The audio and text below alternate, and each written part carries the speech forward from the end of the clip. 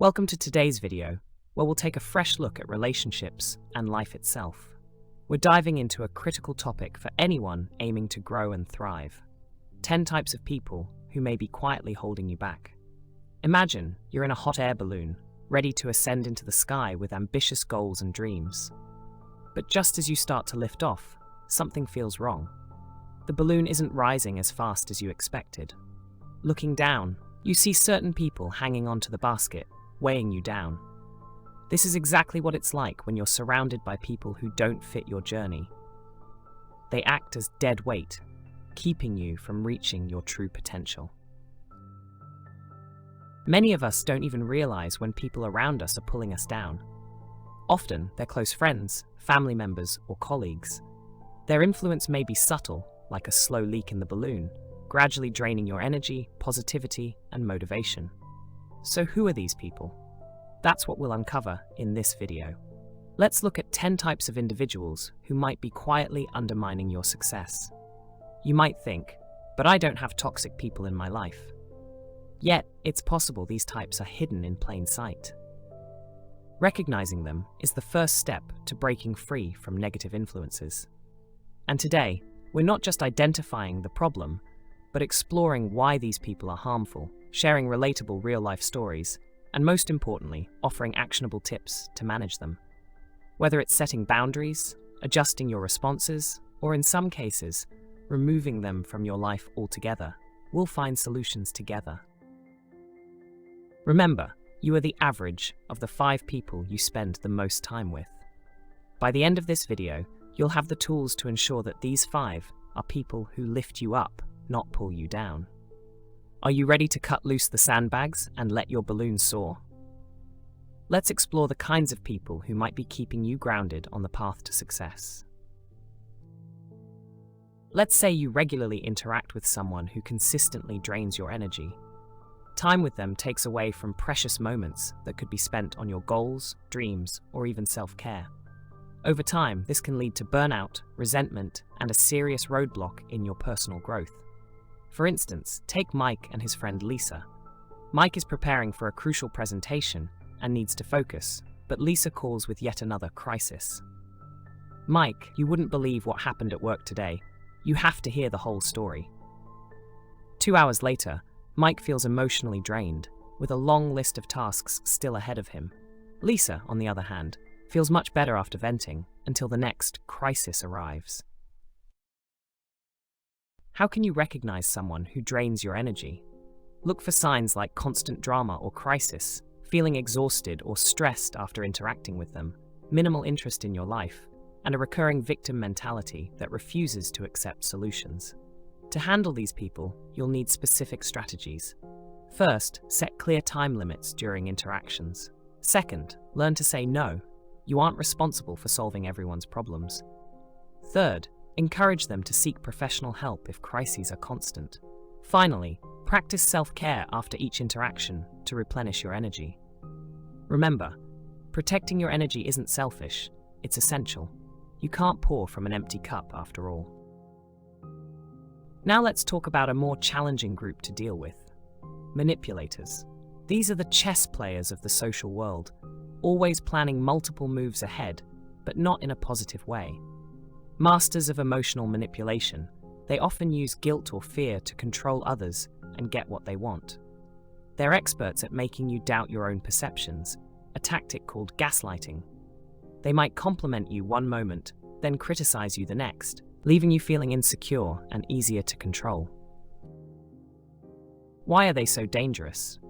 Manipulators erode your self-confidence, your ability to trust others, and even your sense of reality. Over time, they can make you feel like you're losing your grip on your own sanity, and this can seriously impact your mental health and other relationships. Let's take a look at Tom and his sister Rachel. Tom has been saving for years to take his dream vacation. Rachel, aware of this, approaches him with teary eyes.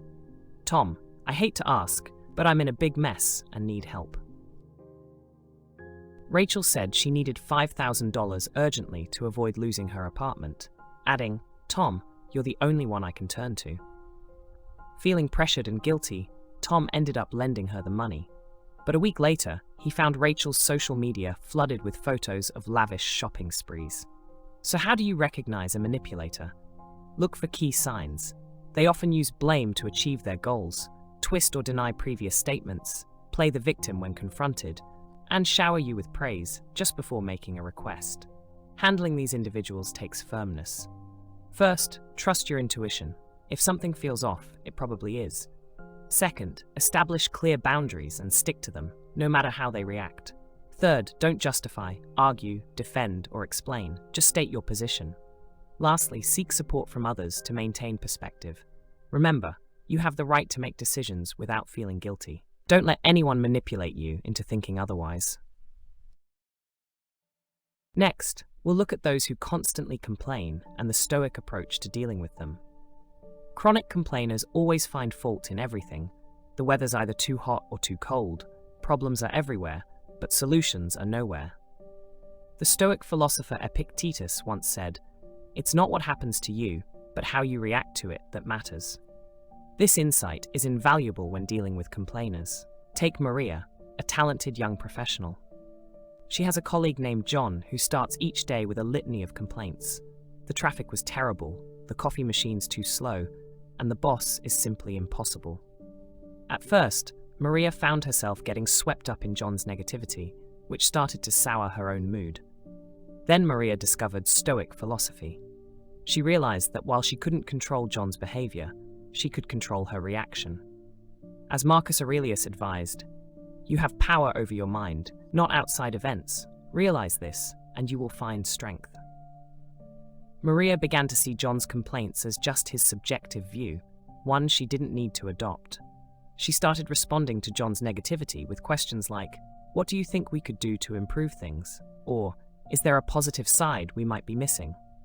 This Stoic approach brought two benefits. It preserved Maria's peace of mind and subtly challenged John to rethink his perspective. Here are some Stoic strategies you can use when facing chronic complainers. One is practicing intentional negative visualization, imagining how much worse things could be, which can help you appreciate what you have. Another is focusing on your response. You can't control what others say or do, but you can control how you react. While you can't stop others from complaining, you can choose how to interpret and respond to their words. Consider these additional approaches. First, look for a lesson in the situation. Ask yourself, what can I learn from this? Every challenge offers an opportunity for growth. Second, embrace amor fati, or love of fate, which means accepting that complainers will always exist and viewing them as a chance to practice patience and resilience. As Seneca said, we suffer more in imagination than in reality. Don't let others' imagined problems become real burdens for you. Applying a Stoic perspective is also helpful when dealing with people who refuse to take responsibility, those who make excuses, shift blame, and insist, "It's not my fault." Epictetus offered a strong view on this. When we blame others, we waste our own energy, but when we take responsibility, we empower ourselves. This idea lies at the heart of Stoic philosophy on personal responsibility. Consider the story of Alex, a team leader at a busy marketing firm. One of his team members, Sarah, regularly missed deadlines and made mistakes, but always had an excuse. The instructions weren't clear. "I didn't have enough time," or "someone gave me the wrong information." Initially, Alex felt frustrated and angry with Sarah, but as he delved into Stoic teachings, he recognized two vital insights. First, he couldn't control Sarah's behavior or her refusal to take responsibility. Second, he could control his own actions and reactions. As Marcus Aurelius advised, you always have the option of having no opinion about something. There is never any need to get worked up or to trouble your soul about things you can't control. Alex chose to focus on what he could manage. By shifting his focus, Alex found that he could respond to Sarah with calm professionalism, making his expectations clear, without letting her excuses disrupt his peace of mind. Instead of being frustrated by things beyond his control, he redirected his energy to constructive feedback and clear accountability measures for his team. The Stoic approach doesn't just make handling difficult people easier, it strengthens your own inner resilience, teaching you to approach each challenge with calm, clarity, and a firm sense of purpose. Alex improved the workflow by refining how tasks were assigned and tracked, providing clearer requirements, and establishing checkpoints throughout each project phase. Most importantly, he worked to control his own expectations and emotions.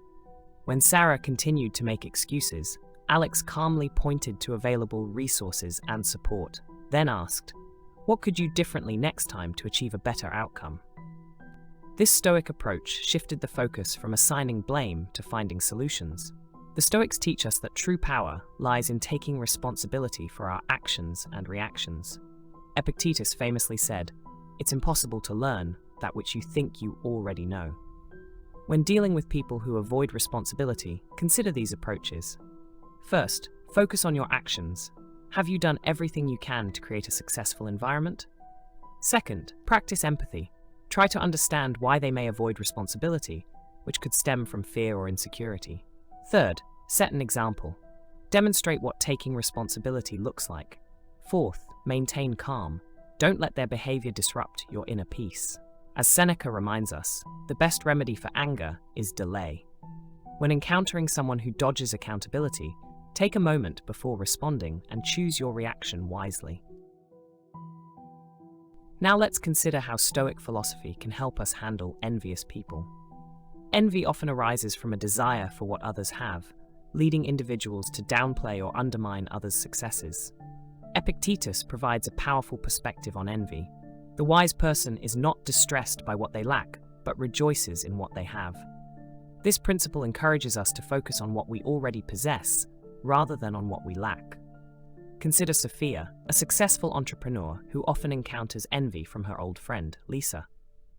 Whenever Sophia shares a new achievement, whether a business milestone or a personal accomplishment, Lisa responds with jealousy, trying to diminish Sophia's success or redirecting the topic. Initially, Sophia felt hurt and frustrated.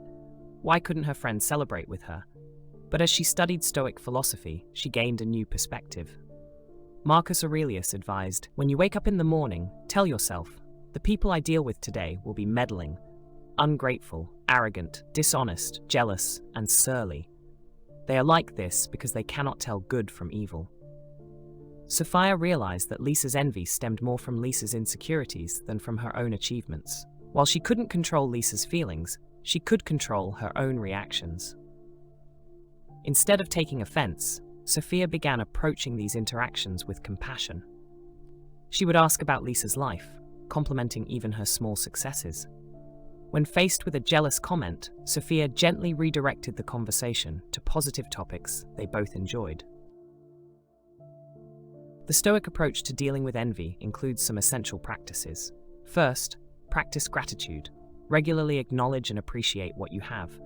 Second, remember that external things like success, wealth, and status are temporary. Stoicism advises us to focus on inner virtues. Third, cultivate compassion. Recognize that envy often stems from insecurity or fear.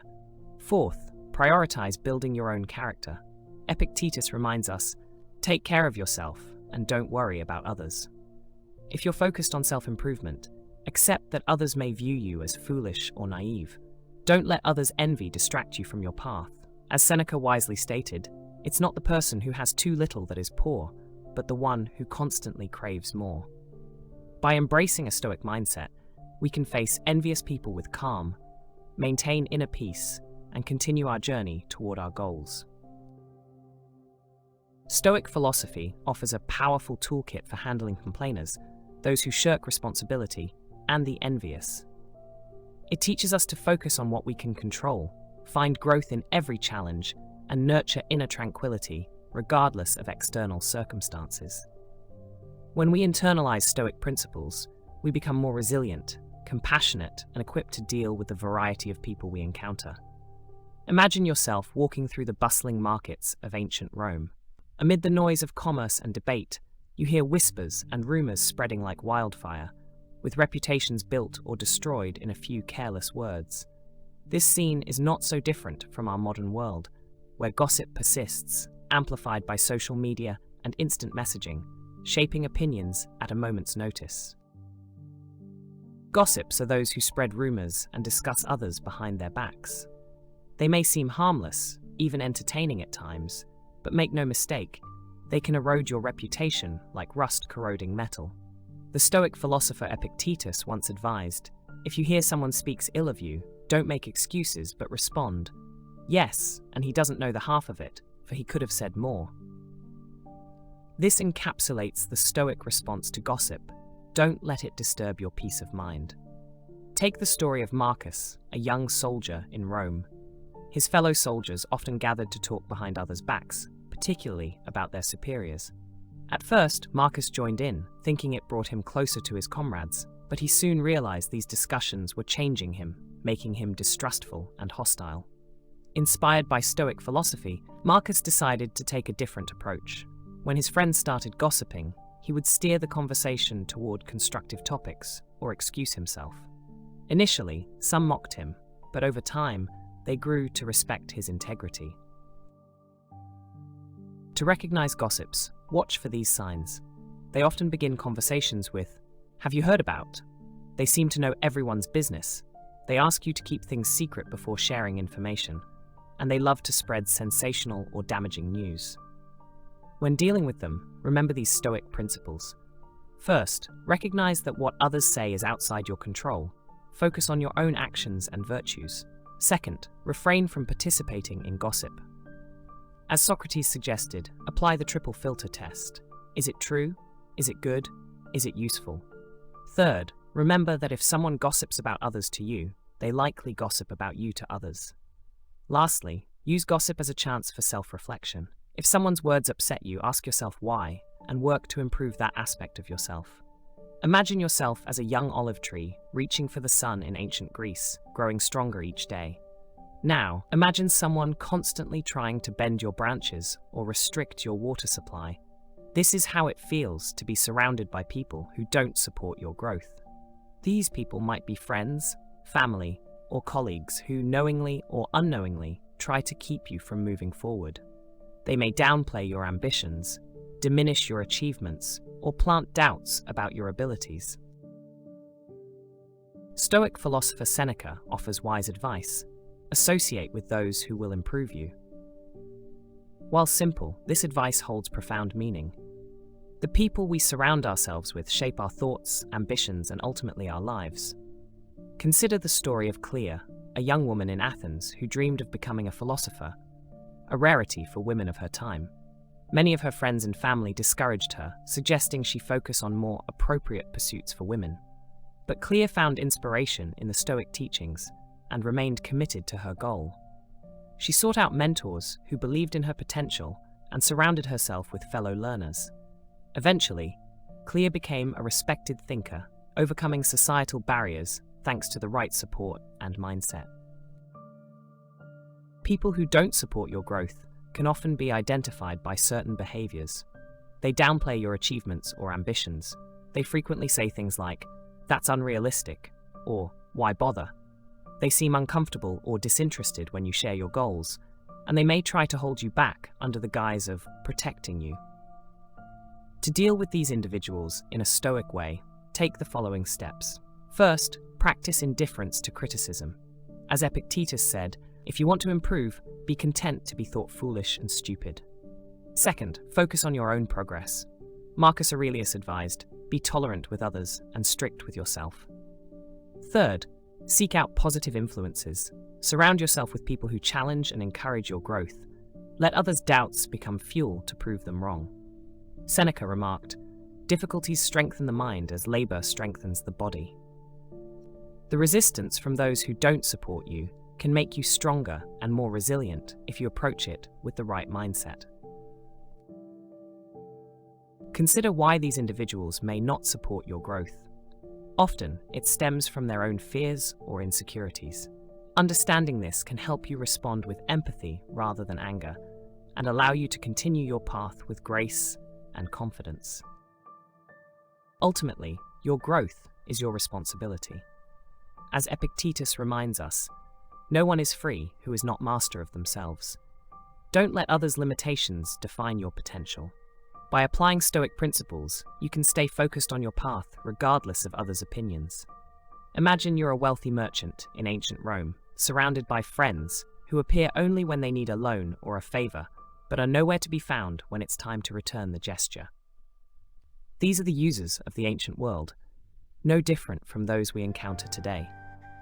Users treat relationships as transactions. They show up only when they have something to gain and disappear when there's nothing to take. They drain your resources, whether financial, emotional, or in terms of time and energy. Stoic philosopher Epictetus offered a powerful approach to dealing with such people. Do not wish that things happen as you wish, but wish that they happen as they do, and you will have a tranquil life. This doesn't mean we accept being exploited. Rather, we accept that people like this exist and focus on how we respond instead of hoping they'll change. Consider Lucius, a generous Roman citizen known for his kindness. He had a friend named Cassius, who only reached out when he needed help. One day, Cassius asked for a large loan. Instead of feeling angry or used, Lucius saw this as a chance to practice Stoic principles. Calmly, he explained to Cassius that true friendship involves mutual support and offered to help Cassius find work rather than simply lend money, teaching him to fish rather than handing over the fish. This approach allowed Lucius to maintain his peace of mind and address the imbalance in their friendship. To identify users, look for these signs. They only reach out when they need something. Their issues are always urgent and seem to require only your help. They rarely inquire about your life or reciprocate support, and they often use flattery or guilt to get what they want. To deal with users in a Stoic way, consider these strategies. First, set clear boundaries. As Seneca said, we suffer more in imagination than in reality.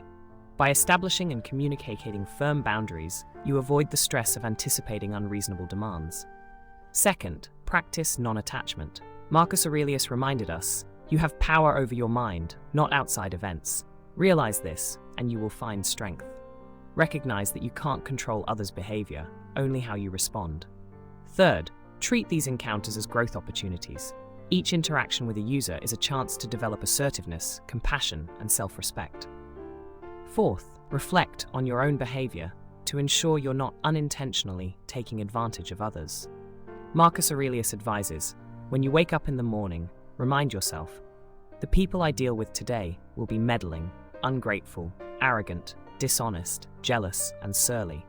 They are like this because they do not know the difference between good and evil. But I have seen the beauty of good and the ugliness of evil, and I recognize that the wrongdoer has a nature related to my own. One-sided relationships will drain the energy you could invest in mutually supportive connections. Seneca wisely said, "Time is our most precious asset, therefore, use it carefully." By applying Stoic principles, we can navigate relationships with users while maintaining peace and integrity. We learn to give wisely, set boundaries with compassion, and value our own time and self-worth. This creates space for balanced relationships that support our growth and well-being. Now, let's talk about narcissists. Imagine you've just landed your dream job and are eager to make an impact, but there's a catch. Your boss, Marcus, sees himself as the center of the universe. Your ideas are like whispers in a storm. Narcissists view themselves as the sun around which everything must orbit. They crave admiration, lack empathy, and have an inflated sense of their own importance. Take Sarah, a promising young marketing professional. Her boss, Mark, was a classic narcissist. He would routinely dismiss her ideas in meetings, only to later present them as his own. When there was success, Mark took all the credit, but when things went wrong, he shifted the blame to others. Handling narcissists requires a Stoic mindset, focusing on what you can control and letting go of the rest. Narcissists, by their nature, seek validation and often disregard others' contributions. The Stoic approach involves a few key principles. First, recognize the reality. Narcissists exist, and changing them isn't within your control. Second, practice detachment. As Epictetus advised, it's not what happens to you, but how you react to it that matters. When facing narcissistic behavior, remember that their actions stem from their own insecurities, not your shortcomings. Third, be strategic in communication. Focus on facts, avoid emotional responses, and document your contributions to maintain your professional integrity. Lastly, prioritize your peace. As Seneca said, a tranquil mind is the greatest strength. Protect your mental peace by setting internal boundaries. Let go of the need for their recognition, focusing instead on your own growth and achievements. By understanding narcissists through a Stoic lens, you preserve your dignity, maintain your sanity, and focus on what truly matters: your personal development and peace. Sarah's confidence was eroding rapidly, like a sandcastle swept away by the tide. But this was precisely the moment when Stoic principles could act as her compass. As Epictetus said, "It's not what happens to you, but how you react that matters." Sarah realized that while she couldn't change Marcus, her narcissistic boss, she could change how she responded to him. How can we identify such self-proclaimed demigods? Look for signs. They crave attention, have an exaggerated sense of self-importance, lack empathy for others, feel entitled to special treatment, and react aggressively to criticism. Dealing with narcissists isn't easy, but Stoicism offers powerful tools for handling them. As Marcus Aurelius advised, you have power over your mind, not outside events. Realize this, and you will find strength. Stoic strategies for managing narcissists include practicing emotional detachment. Their behavior reflects on them, not on you. Setting clear boundaries by defining what you will and won't accept. Avoiding feeding their ego. Narcissists thrive on reactions, so don't give them that satisfaction. Focusing on your growth, as Seneca said, "While we wait for life, life passes." And finally, valuing yourself enough not to let their actions undermine your self-worth. Sarah applied these principles. She stopped seeking Marcus's approval and redirected her energy toward her own growth. She set clear boundaries, maintained her composure during his outbursts, and gradually, his influence over her diminished. Narcissists are like storms, loud, disruptive, and constantly demanding attention, but you can become the mountain, unshaken no matter the weather. Remember, as Epictetus taught, he who is everywhere is nowhere. Don't let the demands of a narcissist distract you from your own path. Your peace of mind is too valuable to be held hostage by someone else's ego. Ultimately, dealing with narcissists is about reclaiming your power, recognizing that true strength comes from within. Like a Stoic, stand firm, hold your ground, and let your inner mountain rise above the turbulent seas of others' self-centeredness. In our modern age, the Stoic path extends beyond face-to-face interactions to include screens, notifications, and the digital whispers that fill our daily lives. Imagine our friend Marcus now navigating the vast seas of social media, where his phone buzzes with notifications, likes, comments, shares, and messages, all competing for his attention. The modern-day Roman Forum is now in the palm of his hand, with voices from around the world instantly within reach. Seneca, one of Stoicism's greatest thinkers, seemed to foresee our modern dilemma when he wrote, "He who is everywhere is nowhere." In this hyper-connected world, it's all too easy for the mind to wander endlessly, scrolling through Instagram, checking email, responding to tweets, and ultimately never being truly present. How can we apply Stoic principles to our digital lives? First, be mindful of your digital footprint. Before you post, share, or comment, pause and ask, as Marcus Aurelius might, is this necessary? Are you adding value or just adding noise? Second, curate your digital space. The Stoics advised surrounding oneself with wise, virtuous people, so choose carefully whom you follow and interact with online. Your digital environment shapes your thoughts and feelings just as much as your physical one. Third, establish digital boundaries. Epictetus taught that true freedom comes from knowing what lies within our control and what does not. Apply this to your digital life by setting specific times to check social media, designating device-free evenings, or creating screen-free dinners. Practice compassion online. Remember, behind every avatar and username is a real person. Seneca said, "Wherever there is a human being, there is an opportunity for kindness." Let this guide your online interactions. Use technology with purpose. Instead of mindlessly scrolling, make digital tools work for you. Follow accounts that share Stoic wisdom, use apps to meditate and reflect, or join online communities focused on personal growth. In this way, you remain present and purposeful, applying timeless Stoic values to modern-day challenges. Finally, take regular digital breaks. Sometimes, the most effective way to reconnect with your inner peace is to step away entirely from the digital world. Marcus Aurelius advised, "Nowhere can man find a quieter or more untroubled retreat than in his own soul." This insight reminds us that true peace often comes when we turn off our devices and look within. By practicing this, we can transform the digital realm from a source of distraction and potential negativity into a powerful tool for growth and connection.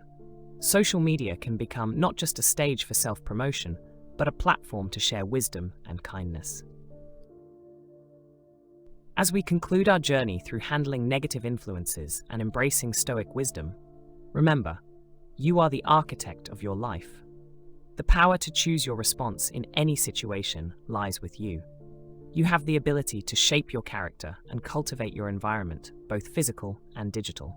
Epictetus reminded us, it's not what happens to you, but how you react to it that matters. This timeless wisdom is as relevant in our modern world of constant digital connection and rapid change as it was in ancient Rome. Whether you're dealing with gossip at work or navigating the complexities of social media, you always retain the power to choose your reaction. As you move forward, I challenge you to apply Stoic virtues in your daily life. Be the person who lifts others up rather than bringing them down. Be the voice of reason in a sea of impulsive reactions. Become the steady anchor others can rely on. Real strength doesn't lie in controlling others or the environment, but in mastering yourself. Members of the Stoic community step forward with courage, face both ancient and modern challenges with wisdom and poise. Remember, in the grand theatre of life, you get to choose your role. Choose to be the hero in your own story. Thank you for joining me on this journey to explore Stoic wisdom. Stay strong, stay clear-minded, and keep growing. I look forward to our next journey together.